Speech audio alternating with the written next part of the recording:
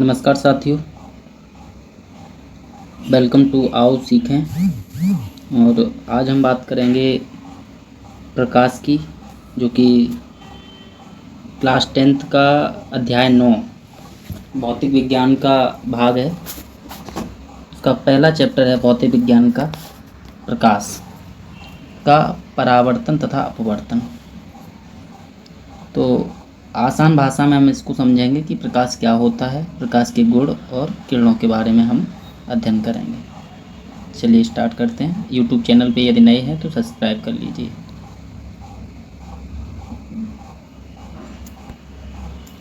प्रकाश क्या है? तो प्रकाश एक प्रकार की ऊर्जा है। क्या है बेटा? एक प्रकार की ऊर्जा है जिसकी सहायता से हमें वस्तुएं दिखाई देती हैं, अर्थात जो विकिरण हमारी आँखों को संबंधित करती हों प्रकाश कहलाती हैं। देखो, ऊर्जा का नाम आया। ऊर्जा कैसे है? हम जानते हैं कि हम सुबह सुबह जब अंगड़ाई लेते हैं, सुबह सुबह जब उठते हैं, तो सूरज के सामने जब हम सर्दियों में बैठते हैं तो पता चलता है कि सूरज की जो रोशनी है वो सीधी हमारी बॉडी पे टकराती है और हमें एक अलग तरीके की ऊर्जा को महसूस कराती है। तो इसका मतलब ऊर्जा जब यदि इसके अंदर है नहीं तो ये हमें कैसे दे देगी? इसका मतलब जो लाइट है वही क्या है? ऊर्जा है। प्रकाश क्या है? ऊर्जा है। तो समझ में आया? ऊर्जा। और इसी ऊर्जा के द्वारा संसार के जितने भी पेड़ पौधे हैं, ये पेड़ पौधे हैं, ये सब हरे भरे रहते हैं। ठीक है। तो प्रकाश का बहुत बड़ा रोल है हमारे जीवन में और हमारे पृथ्वी पर सभी जीवित और निर्जीवित चीज़ों के जीवन में। ठीक है। अब एक और शब्द आता है कि विकिरण हमारी आँखों को संवेदित करती है, वही प्रकाश कहलाती है। संवेदित का मतलब है आभास कराना। लाइट, प्रकाश जब आता है वस्तुओं पे पड़ता है, जब वस्तु पे पड़ता है तो वो प्रकाश टकरा के हमारी आँखों पे पड़ता है। हमारी आँखें कैसी हो जाती हैं? संवेदित हो जाती हैं, आभासित हो जाती हैं, हमें पता चल जाता है कि कुछ है। तो यही क्या है? प्रकाश है। ठीक है। ये परिभाषा यही वाली है जो हम बता चुके हैं। बस एक चीज़ नहीं जान सकते हो कि विद्युत चुम्बकीय विकिरण के स्पेक्ट्रम का वह भाग जो मनुष्य की आँखों की दृष्टि संवेदना उत्पन्न करता है वो प्रकाश कहलाता है। तो ये परिभाषा थोड़ी सी कठिन लग रही होगी, इसको छोड़ दो। यहीं से लिख सकते हो यही परिभाषा कि प्रकाश क्या है। तो कह सकते हो प्रकाश एक ऊर्जा है जिसकी सहायता से हम आसपास की वस्तुएं दिखाई देती हैं या देख सकते हैं। नेक्स्ट, अर्थात ये भी कह सकते हो प्रकाश हमारी आँखों को संवेदित करती है। ठीक है। या वो विकिरण जो हमारी आँखों को संवेदित करती है प्रकाश कहलाती है। जैसे चाहो वैसे लिख लो। ठीक है। आगे देखो, प्रकाश के स्रोत। हम प्रकाश के स्रोत की बात करते हैं तो स्रोत पहले समझ लो और फिर इसी स्रोत से कभी भी किसी भी चीज़ का स्रोत की बात करे तो तुम एकदम से उसके झट से उससे निष्कर्ष निकाल लोगे। कैसे? देखो हम निकाल के दिखाते हैं। सोर्स का मतलब है बेटा कि किसी भी चीज़ का भंडार, कोई भी चीज़ का क्या है? भंडार है। बड़ी मात्रा में कोई भी चीज़ पाई जाती है। देखो जैसे मान लो ये है पृथ्वी की लेयर। यहाँ पे पुराने समय में या अभी भी लोग बोरिंग करते हैं खेत, नल से पानी निकालने के लिए। तो यहाँ तो लगाया जाएगा नल। तो बोरिंग करते करते धीरे धीरे पाइप डाला। पाइप जब डालते हैं तो धीरे धीरे ज़मीन के अंदर धंसा जाता है और एक सीमा ये आती है कि वो पानी में टकरा जाता है पाइप। तब वो जो वर्कर होते हैं, जो काम करने वाले, वो कहते हैं स्रोत मिल गया। स्रोत क्या मिल गया बेटा? स्रोत। तो वही क्या मिल गया? स्रोत मिल गया, अर्थात पानी का भंडार मिल गया। तो समझ में क्या आया कि ये पानी का भंडार, पानी का स्रोत। तो इसका मतलब किसी अन्य चीज़ का भंडार होगा वो उसका स्रोत कहलाएगा। तो प्रकाश का भंडार जहाँ पाया जाएगा वो प्रकाश का स्रोत कहलाएगा। अर्थात यहाँ पे पानी का भंडार है, पानी यहाँ से उत्पन्न हो रहा है और जहाँ से प्रकाश उत्पन्न हो या प्रकाश का भंडार पाया जाए वो प्रकाश का स्रोत कहलाएगा। अब इसी से कनेक्ट कर लो जितनी भी स्रोत की थ्योरी हैं उन सभी स्रोत को कनेक्ट कर लेना। किसी भी चीज़ का सोर्स पूछे तो हमेशा कहना उस चीज़ का भंडार पाया जाएगा वहाँ पे, उस चीज़ का उद्गम स्थल होगा, वहाँ से उत्पन्न हो रहा होगा। ठीक है, क्लियर। तो देखो पढ़ो, वह वस्तु जहाँ से प्रकाश निकलती है, उत्सर्जित होती है, उसे ही प्रकाश का स्रोत कहते हैं। जैसे जलता हुआ बल्ब, जलती हुई मोमबत्ती आदि। देखो ये थोड़ी सी पीपीटी बनाने में दिक्कत हुई तो आप समझ लेना, तो इसमें बहुत बड़ा इशू नहीं है। ठीक है, बाकी सुधार करेंगे इसमें। आगे देखो, सोर्स देख लो, लाइट के कौन कौन से हैं? सन, फायर, स्टार मतलब सन मतलब सूरज, फायर मतलब आग, स्टार मतलब तारे, कैंडल फ्लेम मतलब मोमबत्ती की फ्लेम, मोमबत्ती मान लो जो जलती है, बल्ब, और फ्लैश मोबाइल का। ठीक है, अब सोर्स तो हमने जान लिए। सोर्स कितने प्रकार के होते हैं? तो 2 प्रकार के होते हैं, प्राकृतिक स्रोत और कृत्रिम स्रोत। प्राकृतिक स्रोत वो स्रोत होते हैं जो प्रकृति से मिले। कहाँ से मिले बेटा? प्रकृति से। कहाँ से? प्रकृति से मिलते हैं। और कृत्रिम स्रोत वो होते हैं जो मानव बनाता है। कौन बनाता है? मानव बनाता है। ठीक है, तो देख लो, अब ये सोर्स हैं, इनमें से ही कर लो कौन सी प्राकृतिक है, कौन से मानव निर्मित है। सन किसने बनाया? प्रकृति ने बनाया, प्राकृतिक स्रोत। आग किसने बनाई? इंसान ने खोजी, मानव निर्मित स्रोत। स्टार किसमें है? प्राकृतिक स्रोत। फ्लैश मतलब टॉर्च किसने बनाई? मानव ने बनाई, मानव निर्मित स्रोत। बल्ब किसने बनाया? मानव ने बनाया, मानव निर्मित स्रोत। कैंडल किसने बनाई? कैंडल मानव ने बनाया, मानव निर्मित स्रोत। क्लियर? आगे बढ़ो। कोई दिक्कत हो तो कमेंट करो, मैं दोबारा भी समझा दूंगा, कोई दिक्कत आती है तो। बाकी अगर समझ में आ रहा है तो लाइक करना, सब्सक्राइब करना और शेयर भी करना। प्रकाश के गुण की बात हम करते हैं बेटा। प्रकाश के गुण देखो, जैसे हमने स्रोत समझाया वैसे ही गुण भी समझ लो। गुण से तात्पर्य क्या है? अगर हम कहें कि शादी ब्याह में लड़की देखनी है तो बेटा क्या कहोगे? क्या क्या देखोगे उसमें? कुड़ी तो देखते हैं कि वो दिखने में कैसी लगती है, दिखने में कैसी लगती है, चाल ढाल कैसी है, कपड़े कैसे पहनती है, रहन सहन कैसा है, भाषा शैली कैसी है, ये क्या है? इसके गुण ही तो हैं। तो वही गुण हमें किसी में भी देखने हों तो हमें यही इन्हीं चीज़ों पे हमें ध्यान देना होता है। तो प्रकाश के गुण, तो प्रकाश की भी इन सब चीज़ों पे ध्यान देना है। उसका मतलब उसके अंदर क्या क्या कैपेबिलिटी है, वो क्या क्या कर सकता है, क्या क्या क्षमताएं हैं उसके अंदर। तो प्रकाश एक रेखा में चलता है, प्रकाश एक सरल रेखा में चलता है। सरल मतलब एक सीधी रेखा में चलता है। ठीक है, कैसी रेखा में चलता है? सीधी रेखा में चलता है। प्रकाश विद्युत चुंबकीय तरंगों के रूप में चलता है। प्रकाश किसके रूप में चलता है? विद्युत चुंबकीय तरंगों। देखो ये शब्द एक समझ लो हमेशा, विद्युत चुंबकीय तरंग, इसके अंदर वैद्युत होती है। देखो आज हम देख रहे हैं कि सोलर पैनल घर घर लग रहे हैं, सोलर पैनल घर घर लग रहे हैं। क्यों?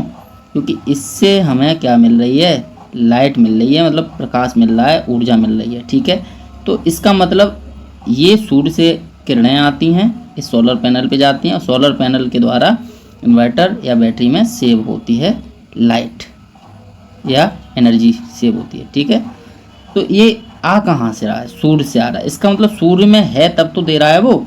तो इसमें कौन सी तरंग है? वैद्युत चुंबकीय तरंगें इसमें आ रही हैं। ठीक है, इलेक्ट्रोमैग्नेटिक रेस, ठीक, इलेक्ट्रिक होती है। प्रकाश में क्या है? प्रकाश की तरंगों में क्या है? इलेक्ट्रिक होती है। ठीक है, विद्युत चुंबकीय तरंगें कहते हैं उन्हें। आगे देखो, ये प्रकाश स्वयं दिखाई नहीं देता लेकिन सभी वस्तुओं को हमें दिखाता है। प्रकाश को हम देख नहीं सकते क्योंकि वो खुद नहीं दिखता। सही बात है, कोई भी लाइट जलाओ, टॉर्च जलाओ या कुछ भी जलाओ तो वो दिखता ही नहीं, लेकिन वो जिस वस्तु पे गिर रहा होता है वो वस्तु हमें दिख रही होती है। ये यहाँ से प्रकाश इस पे गिरा, इससे टकरा के हमारी आंखों पे आया तो हमें क्या दिखेगी? ये वस्तु दिखेगी, ना कि ये प्रकाश दिखता है। क्लियर? तो प्रकाश स्वयं नहीं दिखता बल्कि वो जिस पे उसके ही द्वारा हमें आसपास की वस्तुएं दिखाई देती हैं। ठीक है, प्रकाश की निर्वात में चल सकता है। सही बात है, इसकी चाल 3 × 10⁸ मीटर प्रति सेकेंड होती है। निर्वात समझो, निर्वात क्या है? जहाँ पर निर्वात आयात ना हो, किसका? हवा का। हवा का होना 0 हो, 0 हो, हवा बिल्कुल ना पाई जाती हो, 0% हो, उसे क्या कहेंगे? वहाँ पे निर्वात है, वैक्यूम बोलते हैं इंग्लिश में। उसमें प्रकाश की चाल कितनी होती है? 3 × 10⁸ मीटर प्रति सेकेंड होती है। ये इसका गुण है, बहुत महत्वपूर्ण, ये कहीं भी पूछने लगते हैं लोग, इसको ध्यान रखना। प्रकाश पारदर्शी माध्यम, जैसे पारदर्शी माध्यम समझो, और अपारदर्शी माध्यम भी आए। पारदर्शी माध्यम वो हैं जिसमें से कोई भी हमारी दृष्टि या प्रकाश पार हो जाए। अपारदर्शी माध्यम वो होते हैं जिसमें से ये चीज़ पार ना हो, यहीं पे रुक जाए। ठीक है, यहीं पे रुक जाए, यहीं पे रुक जाए। ये है अपारदर्शी माध्यम, ये है पारदर्शी माध्यम। ठीक है, तो जैसे कांच है पारदर्शी, आर पार हो जाता है प्रकाश। ठीक है, हमारी आंखों से आर पार देख सकते हैं, वो कैसा माध्यम कहलाएगा? पारदर्शी। वायु में भी देख सकते हैं, तो उनमें से गुजर सकता है। जो पारदर्शी माध्यम होंगे उनमें से प्रकाश गुजर सकता है, अपारदर्शी माध्यम जो होंगे उनमें से प्रकाश नहीं गुजर सकता। जैसे लोहा, लकड़ी और दीवार मान लो, इसमें से भी नहीं गुजरेगा। क्लियर? चमकदार तलों पर प्रकाश का परावर्तन होता है। जो हमारी चमकदार परतें होगी कहीं भी, जिनमें ऑयल लगा होता है या फिर चिकनाहट होती है किसी अन्य कारणों से, तो उनमें प्रकाश का क्या होता है? परावर्तन होता है। ऐसा प्रकाश आएगा और यहाँ पे टकराने के बाद फैलेगा। क्या करेगा? फैलेगा। इसी फैलने को क्या कहते हैं? परावर्तन कहते हैं। परावर्तन से तात्पर्य है उसी दिशा में फैलना, जिस दिशा से आया उसी क्षेत्र में फैलना। इस क्षेत्र से ही आया था और उसी क्षेत्र में फैल गया, तो ये क्या कहलाता है? परावर्तन कहलाता है। फैलने से तात्पर्य तो ये है किसी भी क्षेत्र में फैल सकता है, लेकिन परावर्तन से मतलब है कि जिस क्षेत्र से आया उसी क्षेत्र में फैले। ठीक है, परावर्तन कहलाता है। यदि प्रकाश एक पारदर्शी माध्यम से दूसरे पारदर्शी माध्यम में जाता है तो प्रकाश का अपवर्तन होता है। क्या कह रहा है? ये कह रहा है कि जब प्रकाश एक पारदर्शी माध्यम से, पारदर्शी माध्यम पहले बता चुके थे, जैसे कांच है, आर पार दिख जाए, इसमें एक पारदर्शी माध्यम से दूसरे पारदर्शी माध्यम में जाएगा। ऐसे समझो, जैसे एक ऊपर का माध्यम है, इसमें हवा है और ये कांच की स्लाइड रखी हुई है। ठीक, तो यहाँ से प्रकाश आया तो प्रकाश इससे भी पार होके बाहर निकल जाएगा। तो एक हवा है, ये माध्यम है, मीडियम है, और एक ये कांच वाला माध्यम है, तो दोनों से प्रकाश पार होके बाहर निकल जाएगा। तो वही कह रहा है कि अगर दो पारदर्शी माध्यम हैं तो उसमें से प्रकाश बाहर निकल जाता है। प्रकाश की तरंगदैर्घ्य 3900 डिग्री एंगस्ट्रॉम से 7800 डिग्री एंगस्ट्रॉम तक होती है। ठीक है, प्रकाश की जो तरंगदैर्घ्य है, दृश्य तरंगदैर्घ्य, प्रकाश की तरंगदैर्घ्य वो कितनी होती है? 3900 डिग्री एंगस्ट्रॉम से 7800 डिग्री एंगस्ट्रॉम तक होती है। ठीक है, तो ये थे हमारे प्रकाश के गुण। इनमें से कोई भी 5-6 लिख दोगे तो नंबर आपको पूरे मिल जाएंगे बोर्ड परीक्षा में। आगे देखो,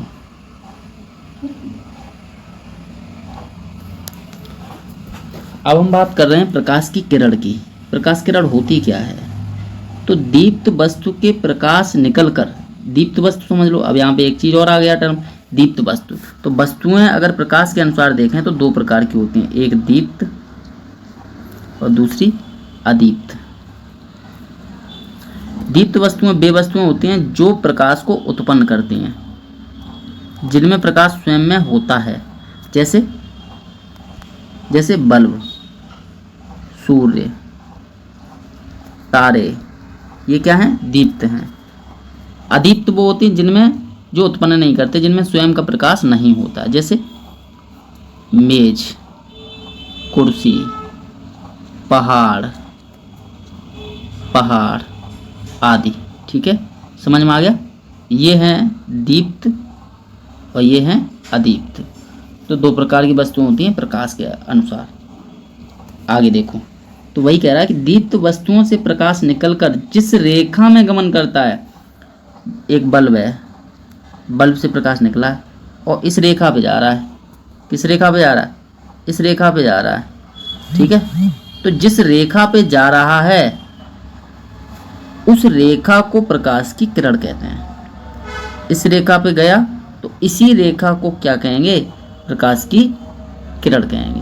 ठीक है, प्रकाश जिस रेखा पर जाता है उसी रेखा को क्या कहते हैं, प्रकाश की किरण कहते हैं। और किरण हमेशा सीधी चलती है। ठीक, अब बात आती है प्रकाश किरण पुंज की। पुंज से नाम समझ में आ रहा है किसी भी चीज का संगठन या समूह। तो जब बहुत सारी किरणें एक साथ में चलती हैं, बहुत सारी किरणें एक साथ में चलती हैं या बहुत सारी किरणों का समूह क्या कहलाएगा, पुंज कहलाएगा। क्या कहलाएगा, पुंज कहलाएगा। प्रकाश की किरणों का समूह क्या कहलाता है, प्रकाश पुंज कहलाता है। ठीक है, आगे देखो। अब ये जो पुंज हैं वो 3 प्रकार के होते हैं। कितने, 3 प्रकार के होते हैं। समानांतर पुंज, अभिसारी पुंज और अपसारी पुंज। समानांतर पुंज वो पुंज होता है जिसमें प्रकाश की किरणें समान दूरी रखती हैं। ऐसा किरण पुंज जिसमें किरणों की आपसी दूरी कैसी होती है, समान होती है। बीच की दूरी कैसी होती है, समान होती है। उसको हम समांतर किरण पुंज कहते हैं। अभिसारी किरण पुंज क्या है, जब किरणें अलग अलग दिशाओं से आकर किसी एक बिंदु पर मिलें, किसी एक बिंदु पर मिलती हैं, तो ऐसा किरण पुंज क्या कहलाता है, अभिसारी किरण पुंज कहलाता है। इसका ही उल्टा हो जाता है अपसारी। जब विभिन्न किरणें एक बिंदु से निकलकर अलग अलग दिशाओं में फैल जाती हैं तो वो कौन सा पुंज कहलाता है, अपसारी किरण पुंज कहलाता है। ठीक है, तो हमें समझ में आ गया होगा अभिसारी और अपसारी। आगे देखो, अब हम बात करेंगे पारदर्शी, पारभासी तथा अपारदर्शी में अंतर। ठीक है, देखो पारदर्शी पदार्थ कौन से होते हैं, पारभासी पदार्थ कौन से होते हैं और अपारदर्शी पदार्थ कौन से होते हैं। पारदर्शी पदार्थ वो पदार्थ होते हैं जिनसे होकर प्रकाश आसानी से गुजर जाता है या पार हो जाता है, जैसे कांच और पानी। पारभासी कौन से होते हैं, वे पदार्थ जिन पर पड़ने से प्रकाश एक छोटे से भाग को ही बाहर जाने देता है, जैसे घिसा हुआ कांच या तेल लगा हुआ कागज। तेल लगे हुए कागज पे प्रकाश डालना, टॉर्च लगाना नीचे से, ठीक है, टॉर्च नीचे से लगाना तो कैसी इस पे पूरे पे प्रकाश फैल जाएगा और बहुत कम मात्रा में ऊपर आ पाएगा। ऐसे ही घिसा हुआ कांच ले लेना, तो घिसा हुआ कांच ऐसा होगा हल्का हल्का, तो इधर से प्रकाश लगाओगे तो हल्का ही हल्का ऊपर निकल पाएगा। और बिल्कुल बढ़िया कांच है, एकदम सीधा स्ट्रेट और बिल्कुल प्लेन है, तो उससे प्रकाश सीधा बाहर निकल जाएगा। तो वो चीज़ कह रहा है कि पारभासी पदार्थ वे पदार्थ होते हैं जिनमें से थोड़ी सी मात्रा में प्रकाश बाहर निकल पाता है। एक साइड से डालते हैं तो दूसरे साइड पे बहुत थोड़ी मात्रा में निकल पाता है, कुछ परसेंट, ठीक है, आधे से कम। अपारदर्शी पदार्थ जिसमें से बिल्कुल ना जाए, इधर से डाला उधर बिल्कुल नहीं गया, वापस ही रह गया या फिर यहीं पे ख़त्म हो गया, इस टाइप में। ठीक, ये क्या कहलाएगा, अपारदर्शी पदार्थ कहलाएंगे। जैसे उदाहरण के तौर पे देखें तो पारदर्शी पदार्थ कांच में पानी, तो ये आपने देखा होगा कि जहाँ मछलियाँ होती हैं, आपने कभी हॉस्पिटल गए होंगे या स्कूल्स में देखा होगा, मछलियाँ तैरती रहती हैं पानी में, वो बिल्कुल पारदर्शी होता है, दिखता है। चश्मा हमारा पारदर्शी। अपारदर्शी डेस्क देख लो, इधर से उधर नहीं निकलेगा। और बोर्ड देख लो, दीवार बना लो, ये अपारदर्शी। पारभासी, ये कागज़ का टुकड़ा ले लो, हल्का हल्का से इस पर ऑयल लगाओ वो, या तुमने वैसे भी लिफाफा देखा होगा, उसमें टॉर्च डालना तो हल्का सा प्रकाश बाहर निकलता है। चांदनी देख लो, ये भी इसी टाइप में होती है, इस टाइप में, ठीक है। नेक्स्ट है प्रकाश किरणों की पारस्परिक अनिर्भरता। आज का हमारा ये लास्ट टॉपिक है, प्रकाश किरणों की पारस्परिक अनिर्भरता। मतलब ये कह रहा है कि कोई भी अगर हमने 2 किरणें डाली, एक S1 मान लो, एक S2 मान लो, S1 किरण इधर से आती है सीधी और S2 किरण इधर से जाती है सीधी। S1 टकराती है किसी दर्पण पे या किसी भी जगह पे, L1 बिंदु पे मान लो टकरा रही है, ठीक है, और S2 L2 पे टकरा रही है, तो ये आपस में एक दूसरे को काटेंगी तो, लेकिन एक दूसरे को बिल्कुल भी प्रभावित नहीं करेंगे, प्रभावित नहीं करेंगे। ध्यान रखना हमेशा, दो प्रकाश की किरणें जब जाती हैं तो एक दूसरे को इंटरसेक्ट करती हैं, लेकिन एक दूसरे को किसी भी प्रकार से प्रभावित नहीं करती हैं, अर्थात परस्पर अनिर्भर हैं, किसी भी तरीके से एक दूसरे पर निर्भर नहीं है। अब हम आ गए मेन टॉपिक प्रकाश के परावर्तन पे। चलो इसको भी पढ़ ही लेते हैं जब आ गए हैं तो। प्रकाश का परावर्तन क्या होता है? जब प्रकाश किरण किसी माध्यम से चलती हुई किसी चमकदार तल पर आपतित होती है तो वह तल से टकराकर उसी माध्यम में वापस लौट जाती है, यह प्रकाश का परावर्तन कहलाता है। देखो ये है फिगर को देखो। जब कोई प्रकाश की किरण आती है, किसी तल पे टकराती है, टकराने के बाद उसी माध्यम में वापस चली जाती है, मतलब ये है हमारा दर्पण या सतह, एक किरण आई, इस माध्यम से ही आई, इसी से, और इसी में वापस चली गई, ये क्या कहलाएगी? यही घटना क्या कहलाएगी? प्रकाश का परावर्तन कहलाएगी। जब कोई किरण आती है, किसी समतल या दर्पण पे टकराती है और उसी माध्यम में टकरा के वापस चली जाती है, इसी घटना को क्या कहते हैं? प्रकाश का परावर्तन कहते हैं। बताओ बेटा, छोटा सा है, कोई दिक्कत? प्रकाश के परावर्तन के नियम। अब देखो ये 3 चीज़ें यहाँ और सीख लो। जो किरण आती है और दर्पण पे टकराती है उसे कहते हैं आपतित किरण। क्या कहते हैं बेटा? आपतित किरण। और जो टकरा के वापस जाती है उसे कहते हैं परावर्तित किरण। आपतित किरण और बीच में होता है एक अवलंब, जैसे ये है, ये टकरा के इधर गई तो एक बीच में इस सेंटर पे एक एंगल बनता है, ये हमें पता बताता है कि इस पॉइंट पे किरण हमारी टकराई थी जहाँ से परावर्तित हुई। तो अविलंब और आपतित किरण के बीच बनने वाला कोण कहलाएगा आपतन कोण। क्या बेटा? आपतन कोण। और अविलंब और परावर्तित किरण के बीच का कोण कहलाएगा परावर्तन कोण। ठीक है, क्लियर? और ये तो हमारा है ही दर्पण। ठीक है, आगे देखो। प्रकाश के परावर्तन के नियम, 2 नियम होते हैं, प्रथम नियम, द्वितीय नियम। प्रथम नियम कहता है कि आपतित किरण और अविलंब के बीच का कोण आपतन कोण और अविलंब और परावर्तित किरण के बीच का कोण परावर्तन कोण दोनों आपस में बराबर होते हैं। तो आपतन कोण को शो करते हैं, इसको शो करते हैं कोण I से और इसको प्रदर्शित करते हैं कोण R से। तो ये क्या कह रहा है? कोण I इक्वल टू कोण R। ये दोनों आपस में कैसे होते हैं? बराबर होते हैं। ये तो हो गया मेरा पहला नियम। दूसरा नियम क्या कहता है बेटा? दूसरा नियम कहता है कि आपतित किरण, अविलंब और परावर्तित किरण तीनों ही एक तल में होते हैं। देखो देखो है कि नहीं है? आपतित किरण, परावर्तित किरण और अविलंब तीनों 1 2 3 तीनों एक ही तल में होते हैं। ये कहता है दूसरा नियम। बताओ कोई दिक्कत हो इसमें बेटा? तो यही हमारा आज का वीडियो समाप्त होता है। हमने परावर्तन को समझा, परावर्तन के नियम समझा। अगर वीडियो अच्छा लगा हो तो लाइक करो, सब्सक्राइब करो। किसी भी प्रकार की कोई भी समस्या हो तो कमेंट करो, मैं दोबारा से उसको बताने के लिए बिल्कुल तैयार हूँ। और इस वीडियो को बनाने में अगर किसी प्रकार की कोई कमी दिख रही हो तो उसे भी आप बता सकते हो बेझिझक। ठीक है, धन्यवाद साथियों।